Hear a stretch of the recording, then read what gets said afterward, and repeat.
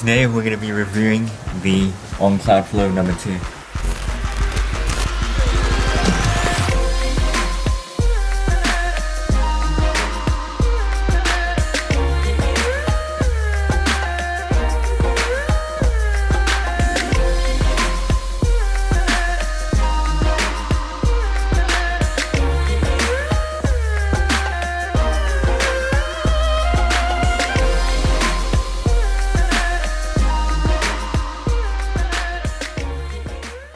Hey guys, and welcome back to another video. Today we'll be talking about the On Cloudflow number 2.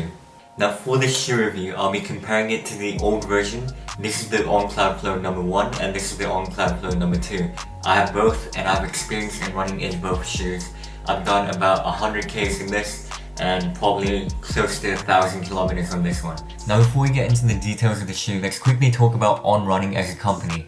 Basically, they're known for having these cloud tech technologies, and these are basically pods which compress and decompress when your foot strikes the ground, and that's going to help with a cushioned landing but an explosive takeoff. That's what the company has been known for since it started back in however many years ago. But I was an On Running fan from a really long time ago, and I loved their first few shoes that they made, and I still love a lot of the shoes that they make. Now first of all, let's look at the price difference. Now this shoe is currently $105 US, whereas this is $140 US. Australian dollars will be put right here. And also the heel to toe offset for both shoes is 6mm, so it's that sweet in between spot which I love seeing in my running shoes. Sorry for the quick intermission, but I just wanted to add that the Cloudflow is actually a very versatile shoe, and I've used it in every single type of run, from long runs, recovery runs, speed intervals, tempos, and even races. I'm mainly talking about the old Cloudflow, but I'm pretty sure the new Cloudflow is also made for pretty much everything.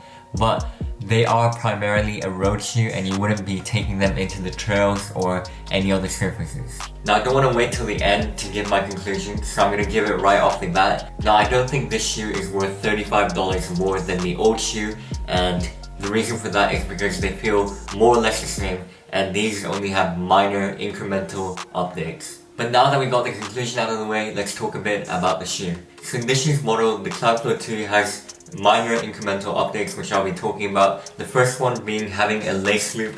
Now this isn't really significant, and for people that use heel lock lacing methods, which I recommend for any on running shoe, I don't think you'll be needing a lace loop because the lacing is pretty short compared to other shoes. That's if you use the heel lock.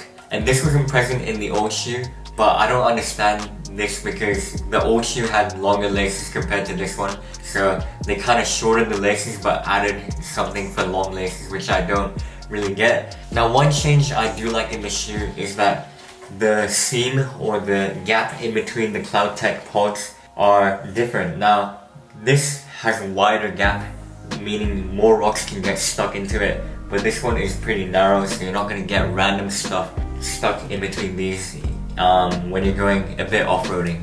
But that being said, I never recommend on running shoes for any trail runs or running on grass, so this is primarily a shoe that I would use for road running. And as long as you stick to clean roads, you're not going to have problems with rocks. Now another few differences that I don't really notice but are there is they supposedly used a new type of foam which they call the super foam. It is essentially made of helion, and helion is basically a material that is resistant to temperature change. So in hot or cold weather climates, you're not going to get differences in expansion and stuff like that. And you're going to have the same response in every single temperature that the environment throws at you. Another thing is that they have better rubber padding this year supposedly, and that stops the shoe from being slippery. I've heard some people talk about how they notice a difference when they run in the rain, but I've never... Okay, that was close. I just dropped, or almost dropped.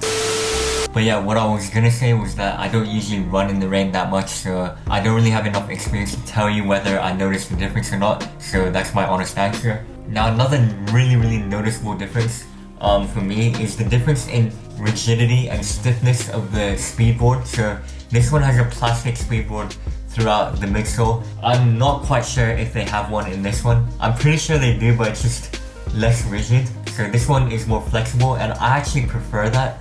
But The theory behind a more rigid speedboard is that you're gonna get more energy return and it's really gonna propel you forward onto the next stride because of the stiffness. If we compare the weight of these two shoes, the older model is slightly lighter from what I perceive, but it may be the exact same way and I'm just like, I don't know.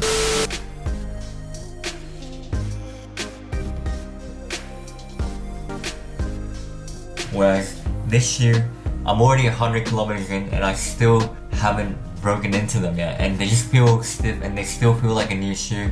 I don't know if it's because I'm only doing like really short runs in them or if it's just the shoe itself, but that's something I've noticed and something to consider because I know people like breaking into their shoes quickly, but if you do want to break into the shoe quickly, I suggest you use them a few days in a row at the start and do a lot of big runs to really break into them. Now I've already made a few videos on both of the Cloudflow shoes, which is why I wanted to keep this kind of short, but if this video helped you in any way, please leave a like, subscribe, and check out my other running content because I upload a lot. But yeah, that's all I have to say for this video. Thank you for watching and bye.